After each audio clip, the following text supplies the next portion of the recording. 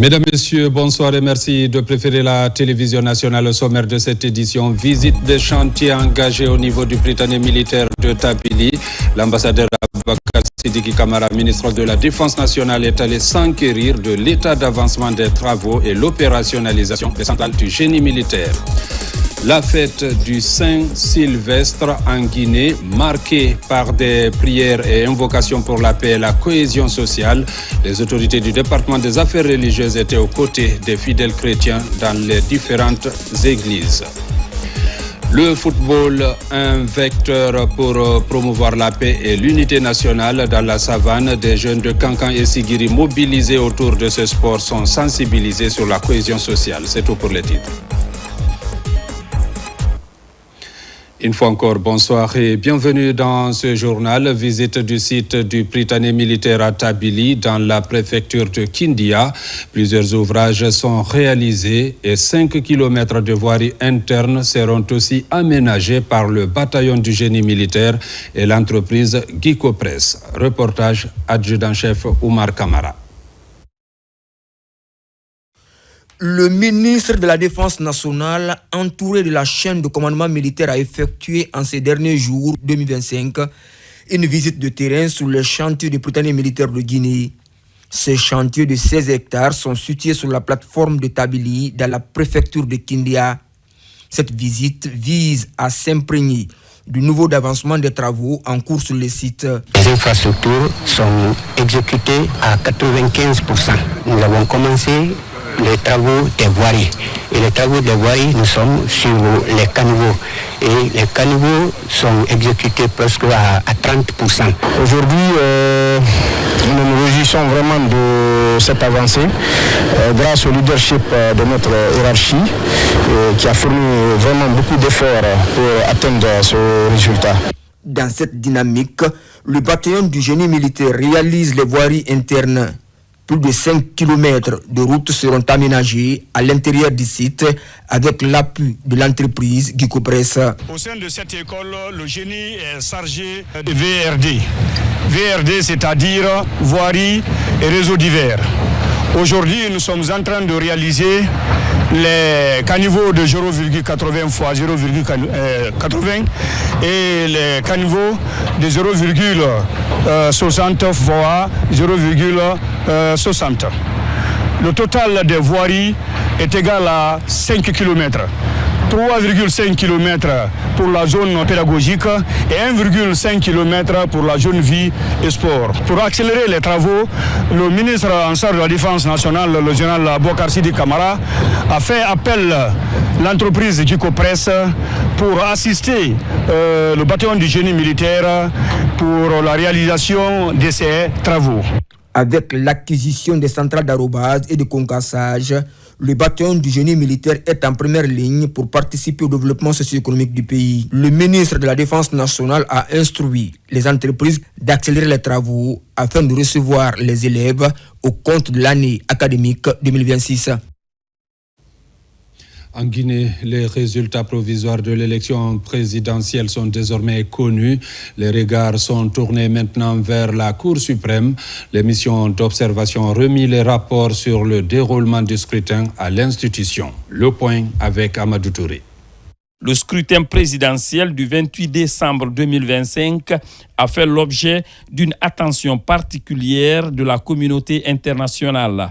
120 observateurs au compte de la CEDEAO étaient mobilisés sur le territoire guinéen pour veiller au déroulement du vote ainsi que des émissaires de l'Union africaine. Ces différents groupes d'observation ont à la fin du processus dressé leur bilan. La mission note une réelle maturité démocratique en République de Guinée, fondée principalement sur la priorité accordée au dialogue politique interparti au sein des cadres de concertation, vecteurs d'un consensus républicain ayant permis de dépasser certains clivages latents et d'adopter des réformes constructives en faveur de la refondation de l'État et de la modernisation du système politique.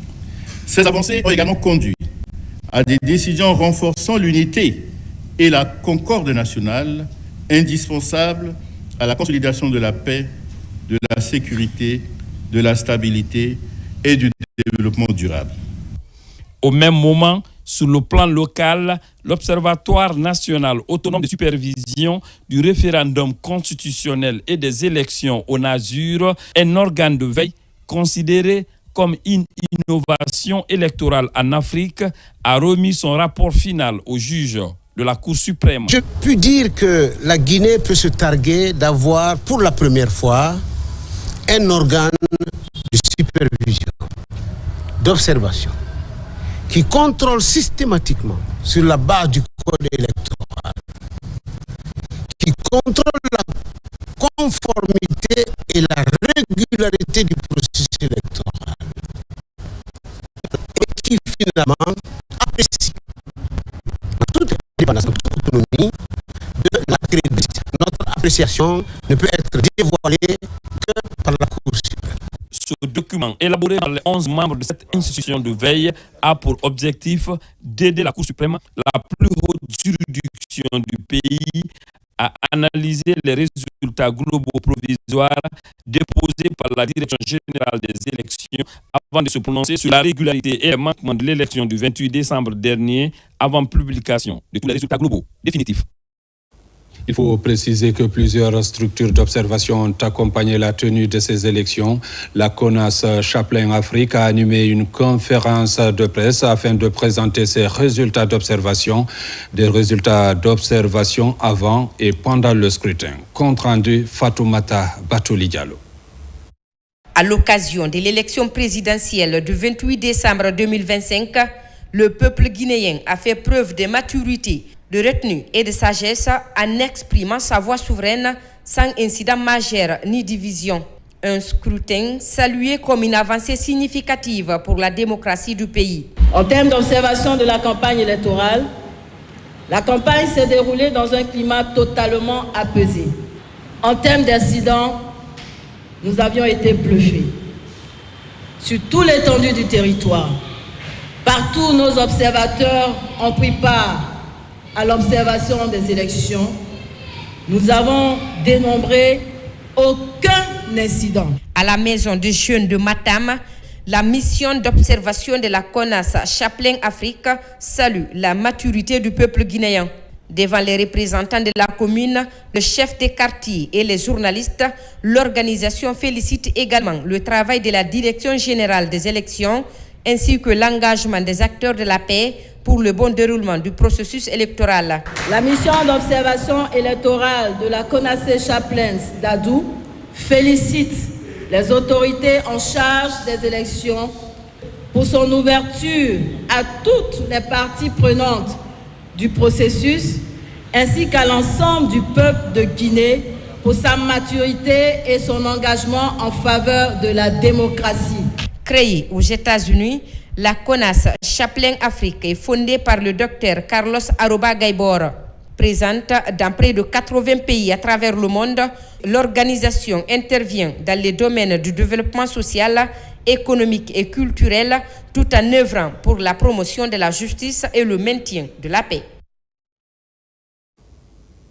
Dans l'actualité encore, célébration des fêtes de fin d'année, la délégation du secrétariat général des affaires religieuses était dans les différentes églises aux côtés des fidèles chrétiens de la capitale. Le but, multiplier les prières pour que règne continuellement la paix dans notre pays. Reportage Soriba Bangoura, Marwan Kamara. Au moment que certains fêtent l'arrivée de la nouvelle année dans les rues et d'autres lieux publics, ces fidèles chrétiens ont choisi la voie de la prière et de la réflexion spirituelle. Ici, à la cathédrale Toussaint de Conakry, une veillée spéciale Saint-Sylvestre rassemble de nombreux fidèles chrétiens anglicans pour un culte commun. Parmi les participants, une délégation du secrétariat général des affaires religieuses. Cultivons la paix et le bon sens. Cette paix qui nous appelle à aller au-delà de nos limites. Nous venons de finir l'élection présidentielle. Librement, nous avons choisi qui nous voulons. Nous sommes tous et toutes invités à le soutenir dans nos prières, nos paroles, nos sens de responsabilité. Seul, il ne peut rien. il faut l'effort de tout un chacun. Après la cathédrale Toussaint, la délégation du secrétariat général des affaires religieuses a poursuivi sa tournée dans l'église protestante évangélique de Koleya. Et si la Saint-Sylvestre n'est pas seulement une fête de réveillon, c'est aussi un moment de gratitude et de renforcement de la cohésion sociale. Quand on pense à 365 jours au cours duquel Dieu vous a gardé, c'est vraiment un temps de reconnaissance que nous mettons à part pour dire merci à Dieu et confier les 365 jours de la nouvelle année. Au fil de la nuit, la délégation est aussi accueillie à l'église des Assemblées de Dieu de Concasser. Ici également, le même rituel se répète, lecture des textes bibliques et des bénédictions pour confier l'année à venir à Dieu et pour le maintien de la paix. L'église a beaucoup prié et nous voulons vraiment dire merci au Seigneur. J'ai saisi l'occasion pour dire merci au chef de l'État qui a assuré vraiment la sécurité, qui nous a permis de célébrer les 3 fêtes. Aujourd'hui, nous sommes dans la joie que le pays reste dans la paix. Notre pays est demeuré le havre de paix qu'il a toujours été. Et donc pour cela, nous venons remercier les fidèles chrétiens qui ont continué à prier pour le pays. Et aujourd'hui, nous sommes contents de voir un pays encore stable. Et c'est vraiment un sujet de joie pour nous. Dans chaque église visitée, la délégation s'est jointe aux fidèles pour multiplier des prières pour la préservation de la quiétude sociale et l'acceptation des résultats de l'élection du 28 décembre dernier pour une Guinée développée et stable. La Saint-Sylvestre passée dans la prière et l'action de grâce. Des vœux ont été également formulés à la cathédrale, la grâce de la mission Réconciliation et Guérison, ceci pour l'émergence et la prospérité de la Guinée. Reportage Marie-Simone Noël Tolno. Voici 365 jours écoulés. 2025 s'en est allé avec ses joies et ses peines. Ici, à la cathédrale, la grâce de la mission Réconciliation et Guérison, l'heure est à l'action de grâce. Ces fidèles qui n'ont cessé de prier pour la nation tout au long de 2025, par ces prières, ils clôturent les dernières intentions en faveur de la Guinée. La nation a besoin de paix pour être développée. Donc, nous prions qu'il y ait la paix dans notre pays afin que nous puissions décoller. Nous avons les moyens. Le Seigneur nous a bénis avec toutes sortes de ressources naturelles. Nous prions afin que la paix puisse subsister entre les Guinéens.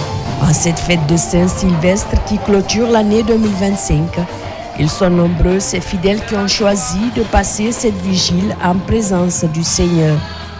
Mamadi Doumbouya a bénéficié de la confiance du peuple de Guinée qu'il a reconduit à la tête de notre pays pour mener ce pays à bon port, pour conduire le peuple de Guinée dans sa destinée. C'est Dieu qui le fera. Nous prions pour cela, que Dieu lui donne la force nécessaire pour réussir ce nouveau mandat, pour réussir ce challenge qui est le sien. À travers des prières et bénédictions, ces fidèles chrétiens rentrent dans ce nouvel an plein d'espoir. Leurs intentions restent orientées vers le renforcement de l'unité nationale et de cohésion sociale entre les Guinéens. Développement local à présent, à Mandiana, dans la commune rurale de Koundian, plusieurs infrastructures sociales de base sont en cours de réalisation. Un effort de la délégation spéciale pour répondre aux multiples attentes des populations. Diamo Kaba. Dans la commune rurale de Koundian, dans Mandiana, le développement local durable prend forme pour répondre aux multiples aspirations des habitants. Dans cette cour, des bâtiments d'intérêt public. Le nouvel acte posé, un centre d'autonomisation des femmes. À l'intérieur, des salles de couture et saponification pour encourager l'apprentissage de la couche féminine en milieu rural. Les travaux de construction et équipement des centres d'autonomisation des femmes, dotés d'une latrine, plus la construction et la clôture, avec un forage équipé de pompes cardiaques du foyer des jeunes de la commune de Koundian. Pour un coût global, 1,320,558,250 francs guinéens. Ce centre nous permet de mettre fin aux activités minières et de nous orienter vers une formation professionnelle plus profitable que le travail dans les mines. Ce modèle de développement communautaire touchent le secteur de la santé. De nouvelles salles de maternité ouvrent leurs portes pour offrir de meilleures conditions pour les consultations prénatales. L'ouverture de ce nouveau bâtiment répond à deux nécessités. Non seulement pour extensifier le centre de santé de Koundian, mais aussi séparer la maternité aux autres services pour une bonne amélioration de la qualité des prestations. Dans le secteur de l'éducation à la base, le district de Loïla est à l'honneur pour renforcer le lien entre l'école et la communauté. Son tout premier collège voit le jour pour une scolarisation inclusive en renforçant auprès des parents le suivi et le maintien des enfants à l'école. Construire un collège dans un district, ça c'est un grand pas du développement.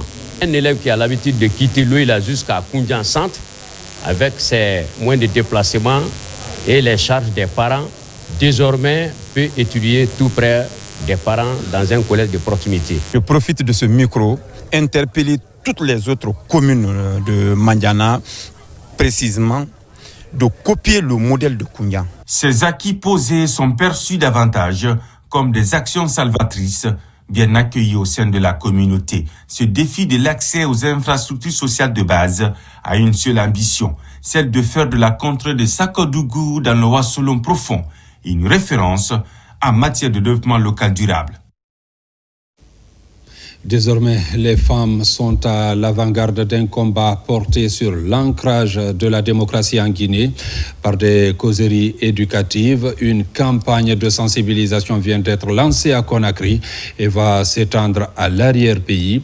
Objectif principal, impliquer les femmes dans la consolidation de la démocratie. Compte rendu, Abdul Karim Kamara. Au-delà des joutes électorales, la nécessité de consolider les bases d'une démocratie forte est désormais en débat.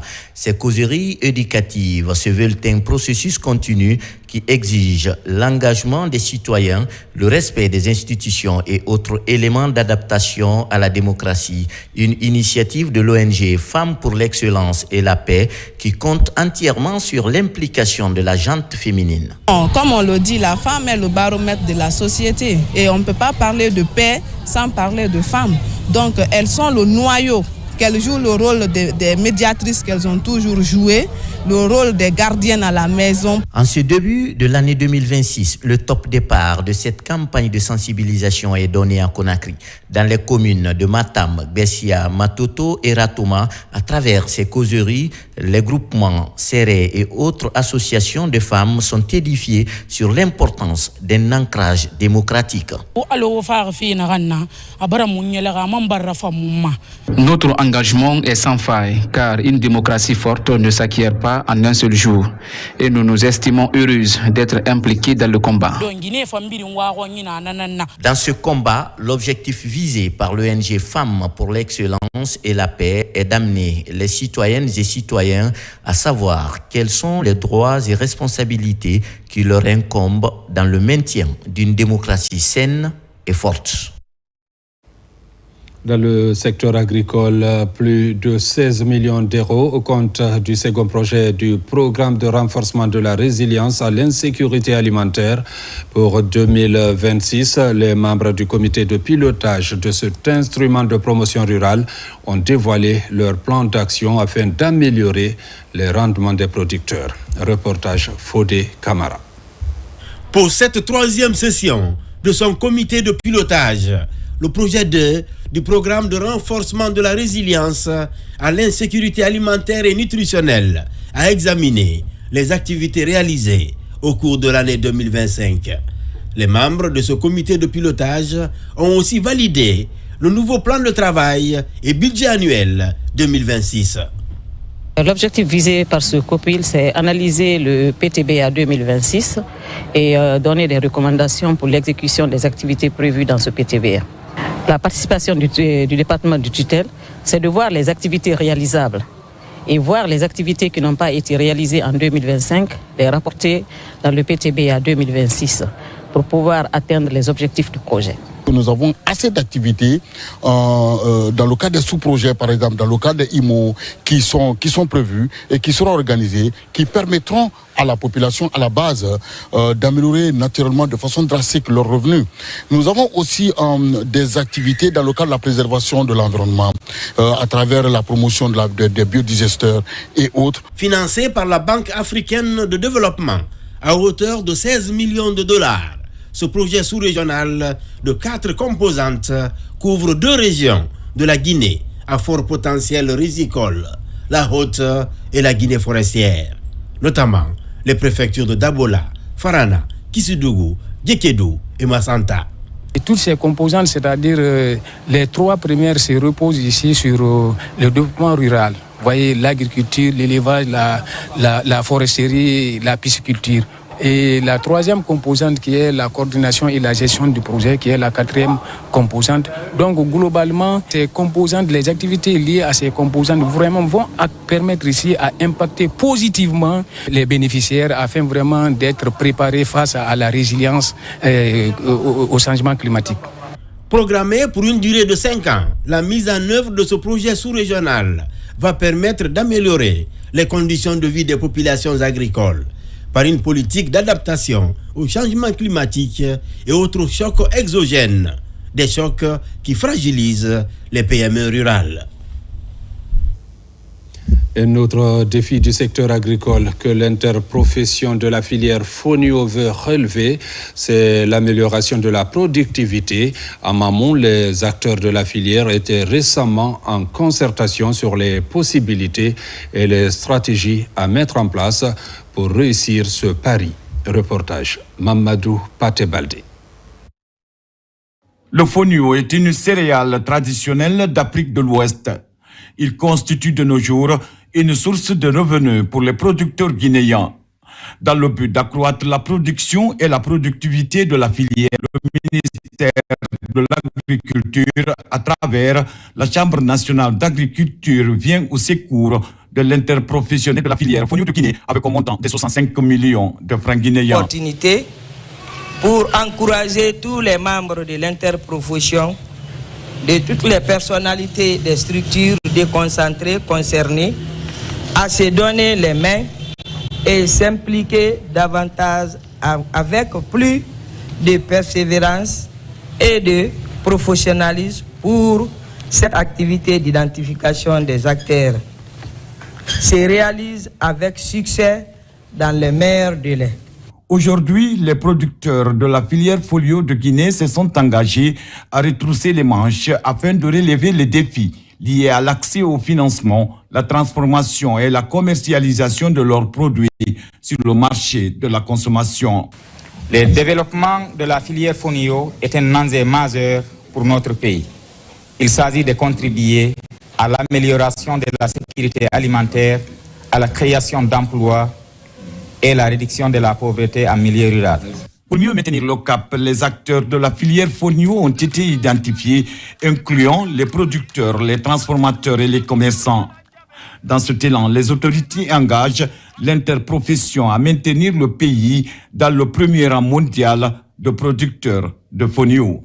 Pour atteindre cette prospérité, nous devons faire face à un défi fondamental, le besoin d'une meilleure organisation et structuration de la filière. La Chambre nationale d'agriculture, en partenariat avec l'interprofession de la filière Fonio en Guinée, s'engage résolument dans un projet d'envergure. L'octroi de ces fonds n'est pas une simple subvention. C'est un investissement stratégique dans la transparence et l'efficacité. La remise du montant et l'identification des acteurs de la filière sont des initiatives importantes pour promouvoir la production locale et améliorer les revenus en vue d'assurer la durabilité de la production de Fonio en Guinée. Recherche scientifique avec ses progrès enregistrés à l'école doctorale en sciences humaines et sociales. Depuis l'avènement du président Mamadi Doumbouya, cette école doctorale à l'université de Somfonia s'internationalise avec de plus en plus de thèses soutenues selon les standards internationaux. Plus de détails avec Tierno Ousmane Diallo. L'école doctorale en sciences humaines et sociales de l'Université générale Lansana Conté de Sonfonia poursuit sa dynamique pour le développement du système d'enseignement supérieur guinéen. En 5 ans, 26 thèses de doctorat y ont été soutenues, toujours avec la participation de professeurs étrangers de la sous-région, de l'Amérique du Nord, de la France ou encore de l'Allemagne. Très tôt, nous avons pris l'initiative d'abord de mettre en avant les technologies comme les visioconférences qui nous permettent de faire participer l'ensemble des universités de l'Afrique de l'Ouest et ensuite au niveau étranger. Et cela par l'évaluation d'abord des thèses et ensuite par la participation à des jurys de soutenance au niveau de l'école doctorale, comme vous l'avez constaté aujourd'hui. Donc, ce qui fait que nos thèses de soutenance sont toujours des jurys au niveau international. Les thèses soutenues à l'issue de plusieurs années de recherche contribuent à résoudre des préoccupations telles que la question de l'enseignement à distance qui a intéressé cet enseignant-chercheur et qui a soutenu devant un jury composé de Guinéens, de Sénégalais et de Togolais. Nous savons que la formation à distance est une formation qui se passe dans tous les pays du monde. Les TIC sont là et donc ma contribution c'est d'améliorer l'ISFA et de faire de cette institution une grande institution. C'est un travail remarquable. C'est un travail qui permet d'améliorer le fonctionnement de l'ISFAD et de se projeter dans l'avenir pour que cette institution puisse jouer le rôle qui lui est dévolu, à savoir augmenter la capacité de formation en enseignement supérieur.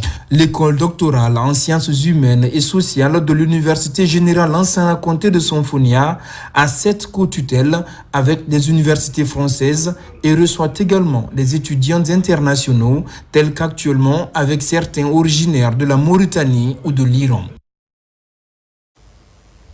Direction Haute-Guinée, dans la savane guinéenne, les communautés qui pratiquaient l'excision ont décidé de déposer leurs couteaux publiquement. Elles renoncent à cette pratique. Le projet touche les préfectures de Kankan, Kérouané et Sigiri. Reportage Diamo Kaba. Pratique dangereuse, les mutilations génitales féminines reculent dans la savane guinéenne. À Kankan, la commune rurale de Sabadou Baranama accueille la fête de l'abandon de l'excision. C'est le rendez-vous de 11 districts pour renoncer à cette activité néfaste à la santé de la jeune fille.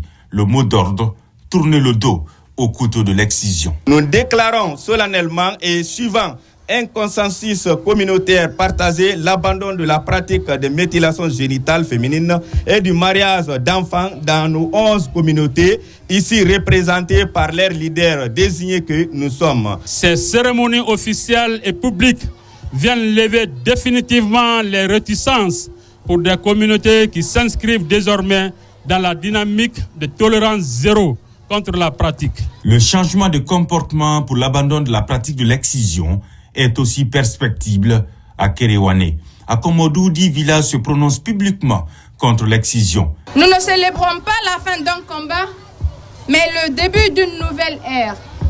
Je vous exhorte tous, leaders, devenez les gardiens de cette promesse.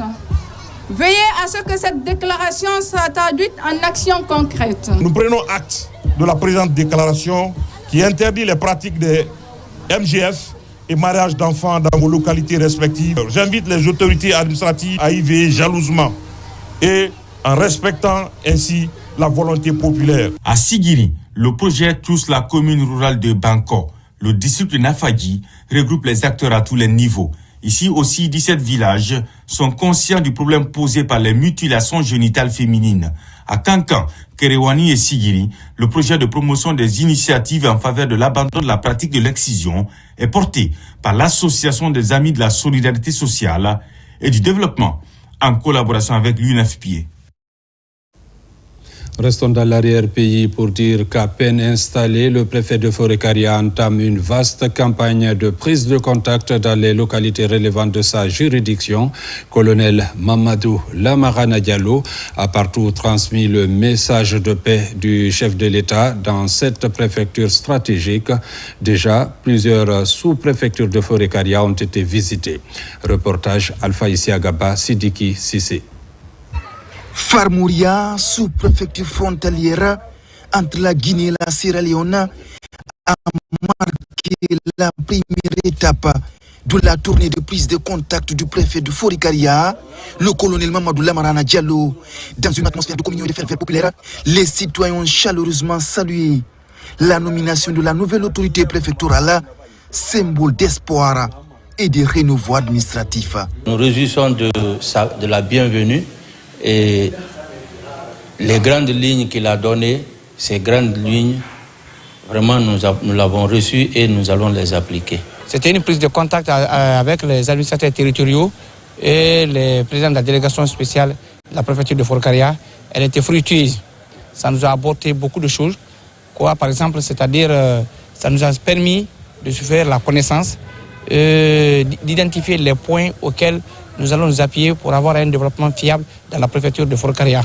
Après Farmouria, la délégation préfectorale a poursuivi sa tournée dans plusieurs autres sous-préfectures, notamment Sikuru, Moussaya Benti, Kakosa, Mafria, Kabak Mouribaya, Kaleya et Alasoya. À chaque étape, les échanges avec les populations ont été marqués par des messages forts de paix, de cohésion sociale et d'unité nationale. Le chef de l'État aujourd'hui, son souhait, c'est pour que tous les Guinéens s'absètent, pour qu'il y ait la paix, pour qu'il y ait l'entente, pour que la Guinée aussi soit vraiment, pour qu'il y ait la sécurité et le développement. Parce que sans la sécurité, sans la paix, il n'y en aura pas le développement. À travers cette tournée de sensibilisation, le préfet de Forikaria entend avant tout œuvrer à la préservation de la paix et du vivre ensemble. L'association L'Enfant de la Vie, qui œuvre pour le bien-être des tout-petits en situation de vulnérabilité en Belgique comme en Afrique, fidèle à son engagement solidaire, offre des cadeaux à 3 orphelinats de Conakry. Reportage Marie-Angélique Bangoura, Aboubakar Sidiki Souma. En cette période de fête où la générosité illumine les cœurs, l'association L'Enfant de la Vie fait le choix de donner un sens profond à la célébration en la transformant en un véritable moment d'espérance. Première étape de cette chaîne de solidarité, l'orphelinat Regina Maris, où les enfants ont accueilli avec bonheur des kits scolaires, source de soulagement, d'encouragement et de sourires retrouvés. Ils s'attendent à des jouets, ils s'attendent à des gâteaux, mais ils ne s'attendaient pas à des kits scolaires. Donc ça, parce que les premiers kits qui ont été partagés depuis octobre, il y en a qui ont commencé à déchirer, vous connaissez les enfants. Mais aujourd'hui, ça a été une très grande joie. La caravane du bonheur se poursuit ensuite vers 2 autres orphelinats qui ont également bénéficié de ces dons, empreints d'amour et de réconfort. Votre présence à nos côtés est très importante pour nous. Elle nous signifie que nous sommes aimés, soutenus et entourés des personnes généreuses qui croient en nous et en nos rêves. Ces dons de fournitures scolaires, c'est pour leur donner de l'espoir dans le sens où, comme moi, ils peuvent aussi réussir leur vie. Donc l'action aujourd'hui, c'est pour leur dire, vous êtes capables aussi, comme moi, de faire pareil.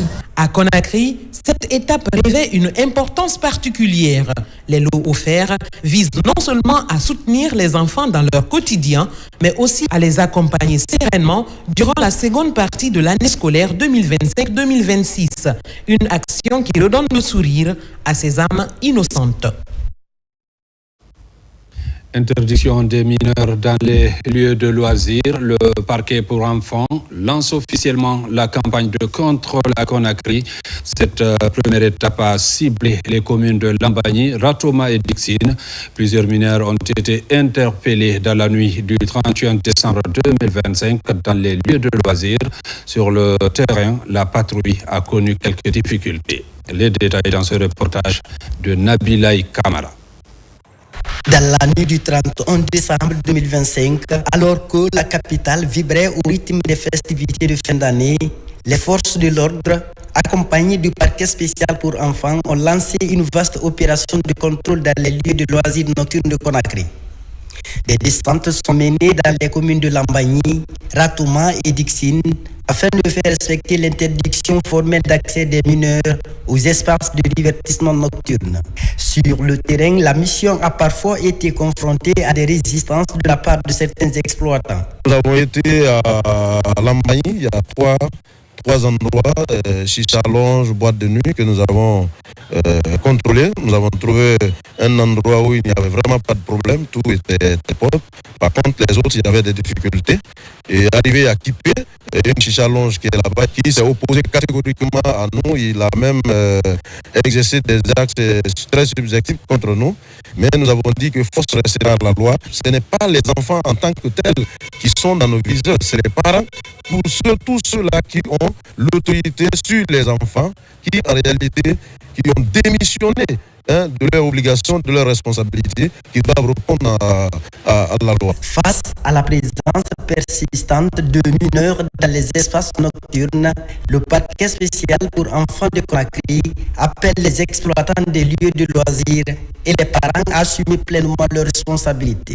Chacun, en ce qui le concerne, va prendre la responsabilité pour dire attention, il y a des endroits où nos enfants ne doivent pas y être. C'est une évidence.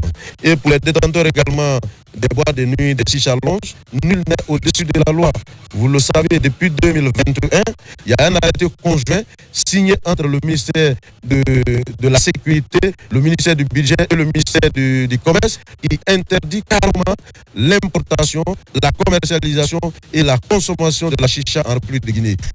Désormais, en Guinée, les boîtes de nuit, hôtels, plages et salles de spectacle sont sous surveillance du parquet spécial pour enfants.